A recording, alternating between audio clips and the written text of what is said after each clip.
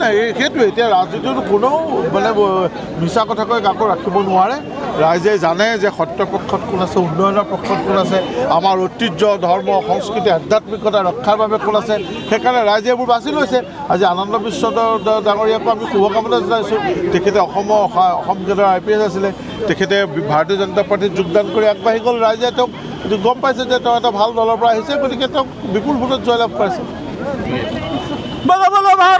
বিহাৰত যিটো নিৰ্বাচনে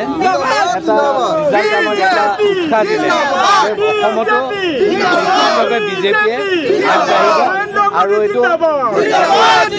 এতিয়া যিটো ডিফাৰেঞ্চ আছে বিজেপি আৰু সেই ডিফাৰেঞ্চ আৰু বাঢ়িব বিজেপিয়ে মেক্সিমাম পাব কংগ্ৰেছে মিনিমাম পাব আজি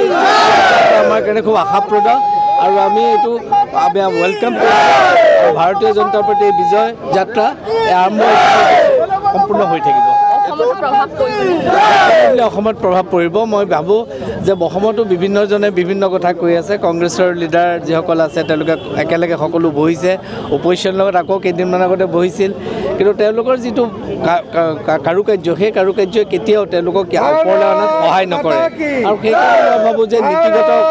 আদৰ্শৰে বিজেপিয়ে জয় হ'বলৈ সক্ষম হ'ব